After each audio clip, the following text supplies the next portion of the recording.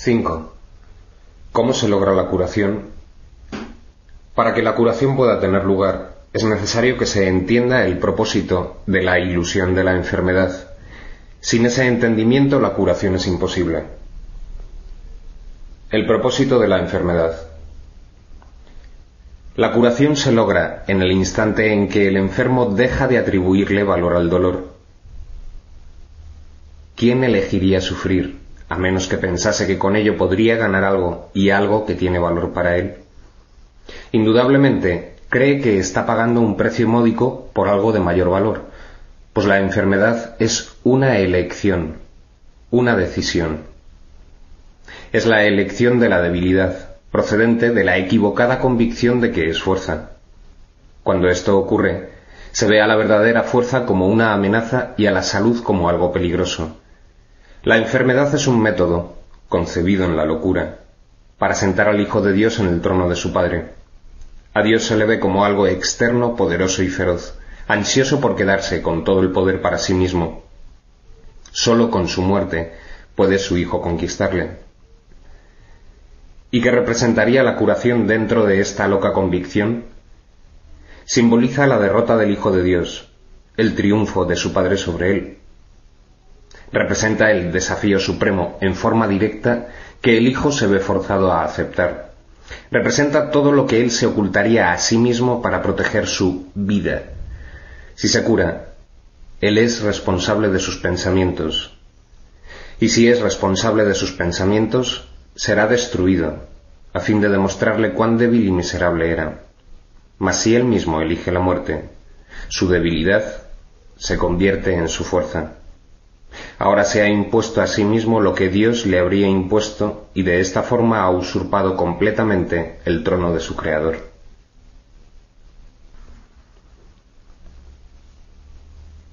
Un cambio de percepción. La curación es directamente proporcional al grado de reconocimiento alcanzado con respecto a la falta de valor de la enfermedad. Solo con decir, con esto no gano nada, uno se curaría. Pero antes de uno poder decir esto, es preciso reconocer ciertos hechos. En primer lugar, resulta obvio que las decisiones son algo propio de la mente, no del cuerpo. Si la enfermedad no es más que un enfoque defectuoso de solventar problemas, tiene que ser entonces una decisión. Y si es una decisión, es la mente y no el cuerpo la que la toma. La resistencia a reconocer este hecho es enorme, ya que la existencia del mundo, tal como lo percibes, depende de que sea el cuerpo el que toma las decisiones. Términos tales como instintos, reflejos y otros similares representan intentos de dotar al cuerpo con motivadores no mentales. En realidad, tales términos no hacen más que enunciar o describir el problema, pero no lo resuelven. La base fundamental de la curación es la aceptación del hecho de que la enfermedad es una decisión que la mente ha tomado a fin de lograr un propósito para el cual se vale del cuerpo. Y esto es cierto con respecto a cualquier clase de curación. El paciente que acepta esto se recupera. Si se decide en contra de la recuperación, no sanará. ¿Quién es el médico entonces? La mente del propio paciente. El resultado acabará siendo el que él decida.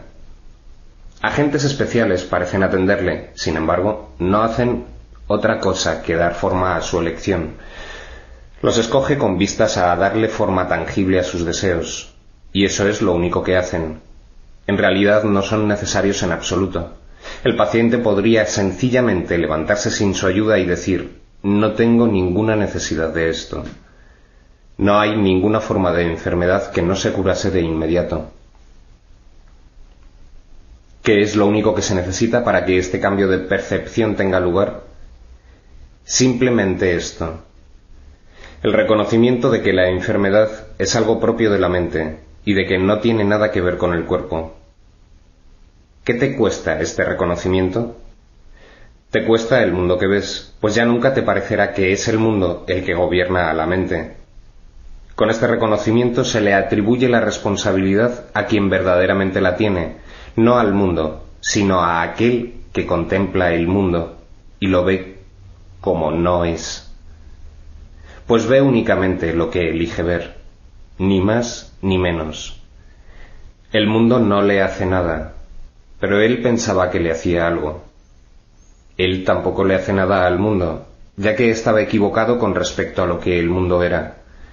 En esto radica tu liberación de la culpabilidad y de la enfermedad, pues ambas son una misma cosa.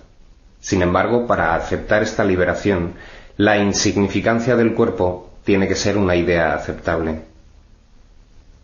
Con esta idea el dolor desaparece para siempre, pero con esta idea desaparece también cualquier confusión acerca de la creación.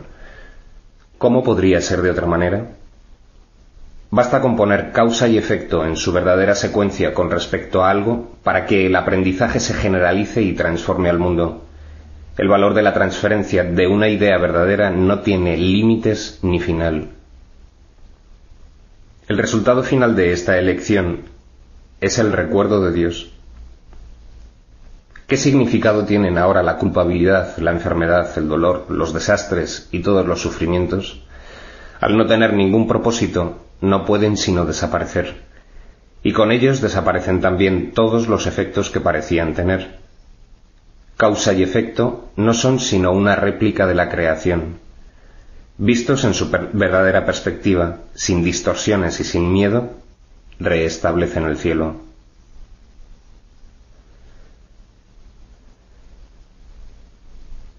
La función del Maestro de Dios.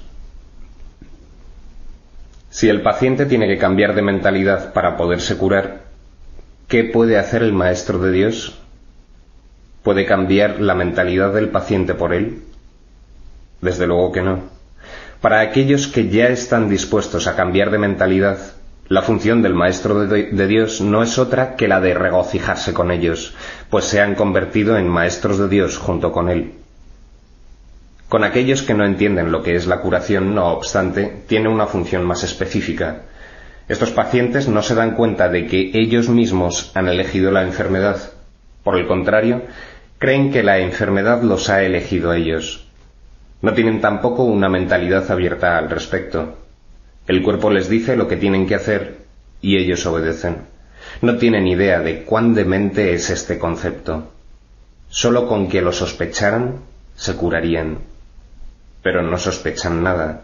Para ellos, la separación es absolutamente real. Los maestros de Dios van a estos pacientes representando otra alternativa que dichos pacientes habían olvidado. La simple presencia del Maestro de Dios les sirve de recordatorio. Sus pensamientos piden el derecho de cuestionar lo que el paciente ha aceptado como verdadero. En cuanto que mensajeros de Dios, los maestros de Dios son los símbolos de la salvación. Le piden al paciente que perdone al Hijo de Dios en su nombre. Representan la alternativa. Con la palabra de Dios en sus mentes vienen como una bendición, no para curar a los enfermos, sino para recordarles que hay un remedio que Dios les ha dado ya. No son sus manos las que curan, no son sus voces las que pronuncian la palabra de Dios, sino que dan sencillamente lo que se les ha dado, y exhortan dulcemente a sus hermanos a que se aparten de la muerte. He aquí, Hijo de Dios, lo que la vida te puede ofrecer. ¿Prefieres elegir la enfermedad en su lugar? Los maestros de Dios avanzados no toman en consideración ni por un instante las formas de enfermedad en las que sus hermanos creen. Hacerlo sería olvidar que todas ellas tienen el mismo propósito y que por lo tanto no son en modo alguno diferentes. Los maestros de Dios tratan de oír la voz de Dios en ese hermano que se engaña a sí mismo hasta el punto de creer que el Hijo de Dios puede sufrir. Y le recuerdan que él no se hizo a sí mismo y que aún es tal como Dios lo creó. Los maestros de Dios reconocen que las ilusiones no pueden tener efectos. La verdad que se encuentra en sus mentes se extiende hasta la verdad que se encuentra en las mentes de sus hermanos, y de este modo no refuerzan sus ilusiones. Así, éstas se llevan ante la verdad. La verdad no se lleva ante ellas. y de esta manera se disipan, no por medio de la voluntad de otro, sino por medio de la única voluntad que existe en unión consigo misma. Esta es la función de los maestros de Dios: no ver voluntad alguna separada de la suya, ni la suya separada de la de Dios.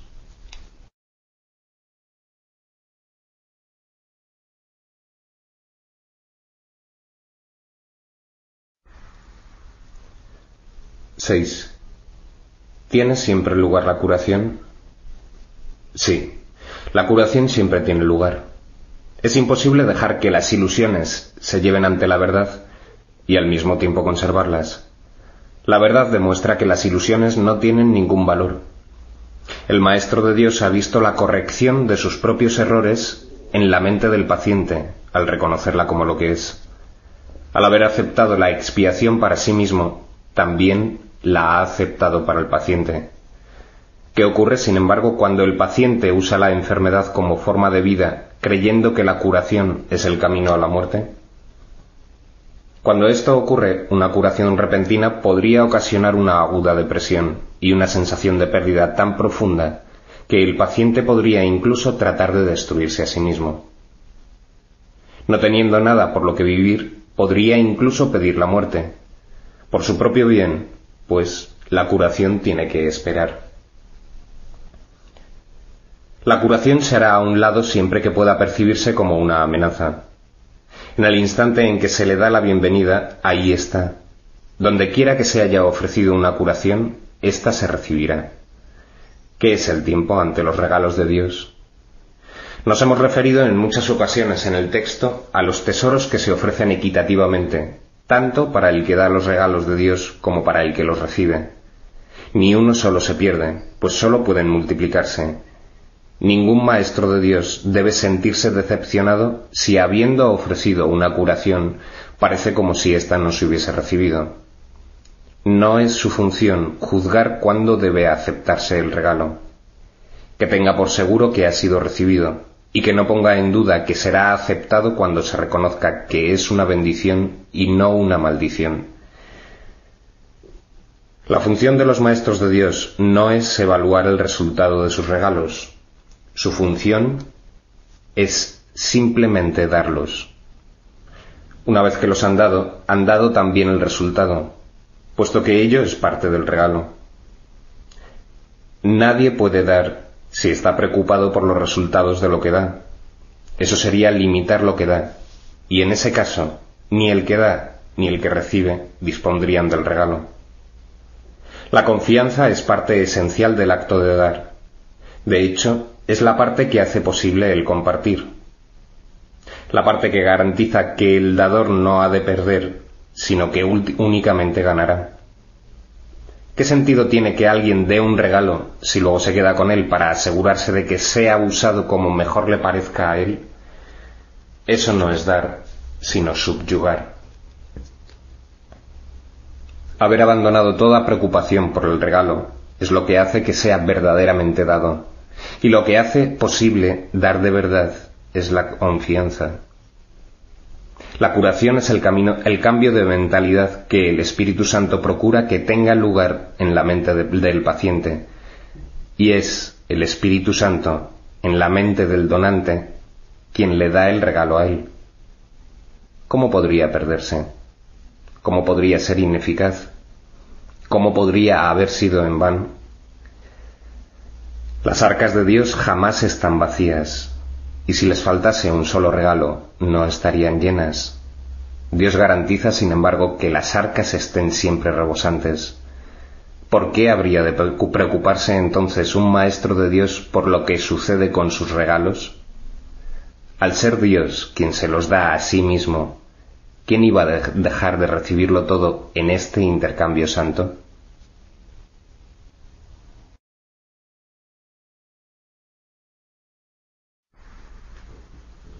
(7) ¿Debe repetirse la curación? En realidad esta pregunta se contesta a sí misma. La curación no puede repetirse. Si el paciente se ha curado, ¿qué queda por curar? Y si la curación siempre tiene lugar, como ya hemos dicho, ¿qué es lo que hay que repetir? Si un maestro de Dios se sigue preocupando por el resultado de una curación, no hace sino limitarla. Ahora es la mente del mismo maestro de Dios la que necesita ser curada. Y esto es lo que él debe facilitar. Ahora el paciente es él, y así es como debe considerarse a sí mismo. Ha cometido un error y tiene que estar dispuesto a cambiar de mentalidad al respecto. Le faltó la confianza que habría hecho posible dar verdaderamente, y por lo tanto no recibió el beneficio de su regalo. Cada vez que un maestro de Dios trató de ser un canal de curación, tuvo éxito. De sentirse tentado de dudar de ello, no debería repetir su esfuerzo previo. Este ya fue máximo, pues el Espíritu Santo así lo aceptó y así lo utilizó. El Maestro de Dios tiene ahora ante sí solo un camino a seguir. Tiene que hacer uso de su razón para decirse a sí mismo que le ha entregado el problema a uno que no puede fallar, y debe reconocer que su propia incertidumbre no es amor, sino miedo, y por consiguiente, odio. Su posición se ha hecho por lo tanto insostenible, pues le está ofreciendo odio a alguien a quien le ofreció amor. Esto es imposible. Habiendo ofrecido amor, solo se puede recibir amor. En esto es en lo que el Maestro de Dios tiene que confiar.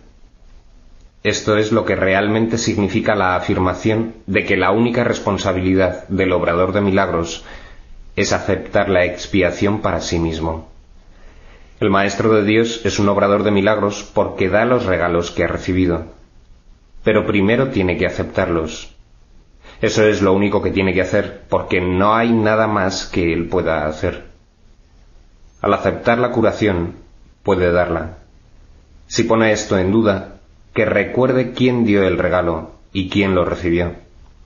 Así se aclara su duda. Pensó que Dios le podía quitar los regalos que le había dado. Eso fue un error, pero es un error que no vale la pena conservar. Y por lo tanto lo único que el Maestro de Dios puede hacer es reconocerlo como tal y permitir que sea corregido.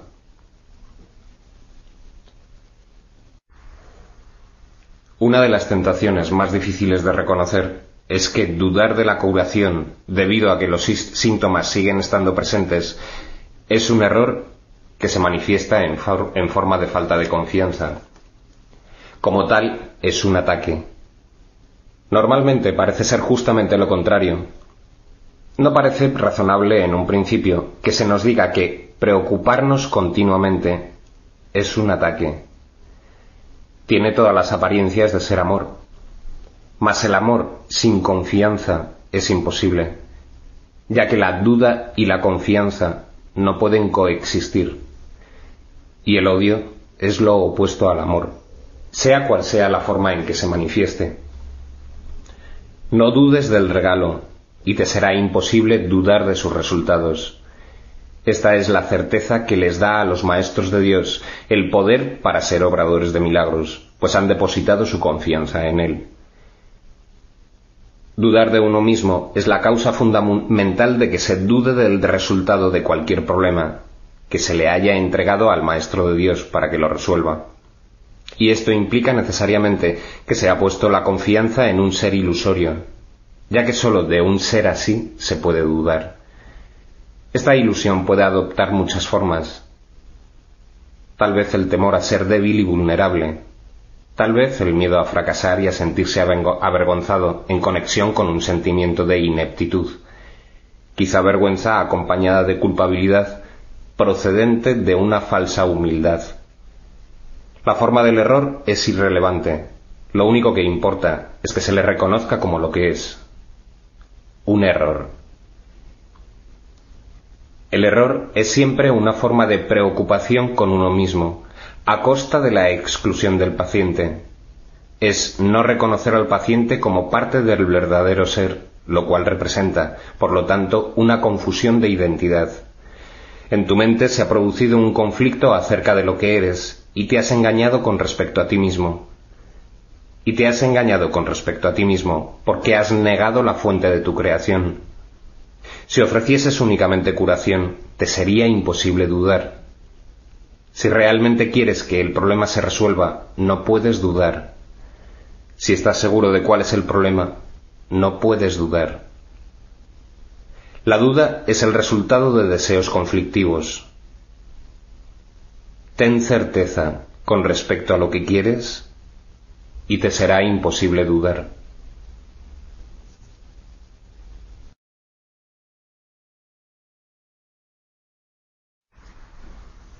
8. ¿Cómo puede evitarse la percepción de grados de dificultad? La creencia de que existen grados de dificultad es la base de la percepción del mundo.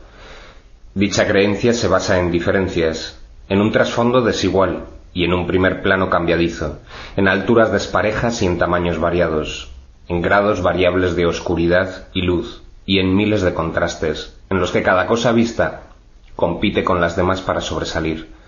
Un objeto más grande eclipsa a otro más pequeño.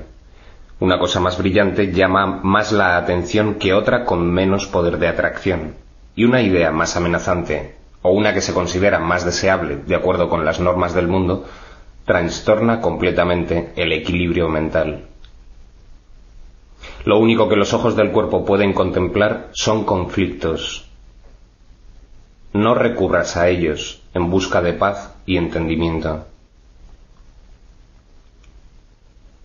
Las ilusiones son siempre ilusiones de diferencias. ¿Cómo podría ser de otra manera? Una ilusión es por definición un intento de que algo que se considera de suma importancia sea real, si bien se reconoce que es falso. La mente, por consiguiente, trata de hacerlo real movida por su intento deseo de conseguirlo. Las ilusiones son parodias de la creación, intentos de hacer que las mentiras sean verdad. La mente, al considerar a la verdad como algo inaceptable, se subleva contra ella y se otorga a sí misma una ilusión de victoria. Y al considerar a la salud como un agobio, se refugia en sueños febriles. Y en esos sueños la mente se encuentra separada, es diferente de otras mentes, tiene intereses que sólo a ella atañen y es capaz de satisfacer sus necesidades a expensas de los demás. ¿De dónde surgen todas estas diferencias? Ciertamente parecen encontrarse en el mundo exterior. Sin embargo, no hay duda de que es la mente la que juzga lo que los ojos contemplan, la que interpreta los mensajes que le transmiten los ojos y la que les adjudica su significado. Este significado, no obstante, no existe en el mundo exterior. Lo que se considera la realidad es simplemente lo que la mente prefiere. La mente proyecta su propia jerarquía de valores al exterior y luego envía a los ojos del cuerpo a que la encuentren. Estos jamás podrán ver, excepto a base de contrastes. Mas la percepción no se basa en los mensajes que los ojos traen. La mente es la única que evalúa sus mensajes, y por lo tanto, sólo ella es responsable de lo que vemos. Sólo la mente decide si lo que vemos es real o ilusorio, deseable o indeseable, placentero o doloroso. En las actividades de selección y categorización que la mente lleva a cabo es donde se producen los errores de percepción, y ahí es donde debe efectuarse la corrección. La mente clasifica aquello de lo que los ojos del cuerpo le informan, de acuerdo con sus valores preconcebidos, y determina cuál es el lugar más apropiado para cada dato sensorial. ¿Qué base podría ser más defectuosa que esta? Sin darse cuenta de ello, ha pedido que se le proporcione lo que se ajusta a esas categorías. Y una vez que ha hecho esto, concluye que las categorías no pueden sino ser ciertas. Esta es la base de todos los juicios que establecen diferencias, porque los juicios que el mundo emite descansan sobre ella. ¿cómo se iba a poder depender de este razonamiento confuso y absurdo? No puede haber grados de dificultad en la curación por el simple hecho de que toda enfermedad es una ilusión. ¿Sería acaso más difícil desvanecer la creencia que tiene un demente en una alucinación mayor que la que tiene en una más pequeña? ¿Podría reconocer más rápidamente la irrealidad de una voz estridente que la de una voz agradable? ¿Desecharía más fácilmente una orden para que mate que se le pide con un susurro que una que se le pide a gritos? ¿Y afectaría el número de tridentes que tienen los diablos que él ve la credibilidad de estos en su percepción? Su mente ha calificado todas esas ilusiones de reales y por lo tanto son reales para él. Cuando se dé cuenta de que no son más que ilusiones, desaparecerán. Y lo mismo ocurre con la curación. Las propiedades de las ilusiones que hacen que éstas parezcan diferentes entre sí son realmente irrelevantes, pues sus propiedades son tan ilusorias como ellas mismas. Los ojos del cuerpo continuarán viendo diferencias, pero la mente que se ha permitido a sí misma ser curada dejará de aceptarlas. Habrá quienes parezcan estar más enfermos que otros, y los ojos del cuerpo informarán como antes de los cambios que se produzcan en su aspecto, mas la mente curada los clasificará a todos de la misma manera, como irreales. Este es el don de su maestro, el entendimiento de que, al clasificar los mensajes que la mente recibe de lo que parece ser el mundo externo, sólo dos categorías son significativas, y de estas, sólo una es real. De la misma manera en que la realidad es completamente real, independientemente de los conceptos de tamaño, forma, tiempo o lugar, pues no pueden existir diferencias entre ella, así también las ilusiones carecen de distinciones. La única respuesta para cualquier clase de enfermedad es la curación. La única respuesta para cualquier clase de ilusión es la verdad.